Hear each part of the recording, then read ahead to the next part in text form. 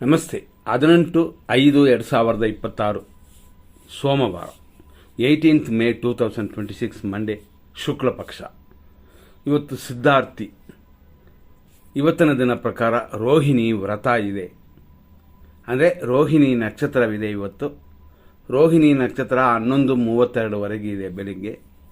ಹಾಗಾಗಿ ರೋಹಿಣಿ ವ್ರತವನ್ನು ಮಾಡುವವರಿದ್ದಾರೆ, ಅವರೆಲ್ಲ ಮಾಡ್ಬೋದು.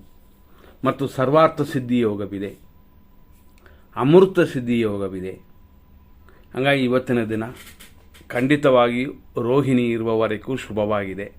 ಆ ನಂತರನೂ ಕೂಡ, ಅಂದರೆ ರೋಹಿಣಿ ಮುಗಿದ ನಂತರ ಮೃಗಶೀರ್ಷ ನಕ್ಷತ್ರವಿದೆ. ಇದು ಸಿದ್ಧಿಯು, ಅಂದರೆ ಕಾರ್ಯಸಿದ್ಧಿಯು ಆನಂದವೂ ಕೂಡಿ ಬರುತ್ತದೆ. ಆದ್ದರಿಂದಾಗಿ ಇವತ್ತಿನ ದಿನವೆಲ್ಲ ಶುಭವಾಗಿರುತ್ತದೆ. ಅದರಲ್ಲೂ ದ್ವಿತೀಯ ಅನ್ನುವ ತಿಥಿ ಬೆಳಗ್ಗೆ 5:54 ಸಂಜೆ 5:53 ಇದು ಶುಭ ತಿಥಿನೇ. ದ್ವಿತೀಯ ಅಂದರೆ ಎರಡನೇ ತಿಥಿ. ನಂತರ ಮೂರನೇ ತಿಥಿ ಬರುತ್ತೆ, ಅಂದರೆ ತೃತೀಯ. ಇದು ಸಂಜೆ 5:53 ಮೇಲೆ ದಿನ ಪೂರ್ತಿ ಇರುತ್ತದೆ, ಅಂದರೆ ನಾಳೆವರೆಗೂ ಇರುತ್ತದೆ. ಹಂಗಾಗಿ ಇದೆಲ್ಲ ಶುಭ ದಿನಕ್ಕೆ ಶುಭ ಕಾರ್ಯಗಳನ್ನ ಮಾಡ್ಬೋದು. ಶುಭ ಕಾರ್ಯಗಳು ಎಲ್ಲ ಕಾರ್ಯಗಳು, ಹೆಣ್ಣು ನೋಡೋದು, ಗಂಡು ನೋಡೋದು, ಮನೆಗೆ ಹೋಗೋದು, ಹೊಸ ಮನೆಗೆ ಹೋಗೋದು, ಪ್ರಾರಂಭ ಮಾಡೋದು, ಇಂಥದ್ದೆಲ್ಲ ಶುಭ ಕಾರ್ಯಗಳು ಧಾರಾಳವಾಗಿ ಮಾಡ್ಬೋದು. ಕೆಲವರು ಈ ವಾರನೇ ಬಟ್ಟೆ ಆಗಬೇಕು, ಆ ವಾರ ಆಗಬಾರ್ದು ಅಂತೆಲ್ಲ ಇರುತ್ತೆ. ಈ ವಾರ ಶುಭ ದಿನ. ಅದು ಅಲ್ಲದೆ ಇವತ್ತು ವೃಷಭ ರಾಶಿ ರಾತ್ರಿ 10:05 ಆ ನಂತರ ರಾಶಿ ಬದಲಾಗುತ್ತದೆ, ಮಿಥುನ ಬರುತ್ತದೆ.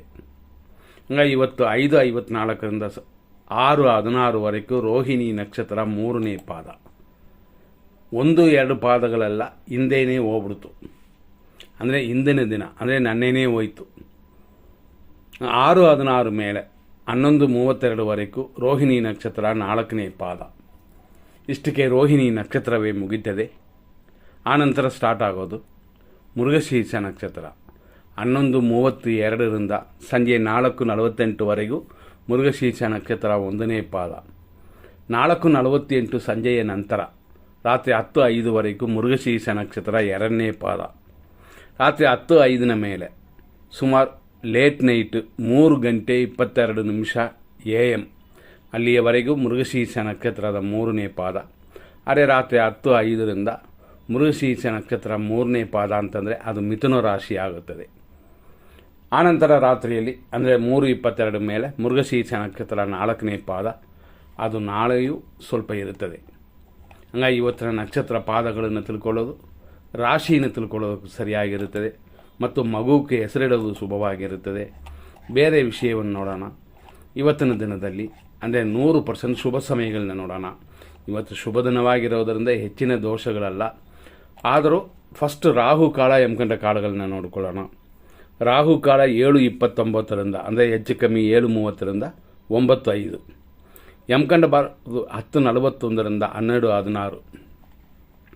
ಈಗ 100% ಶುಭ ಸಮಯವನ್ನು ನೋಡೋಣ. 9:07 10:39 100% ಶುಭ ಸಮಯ.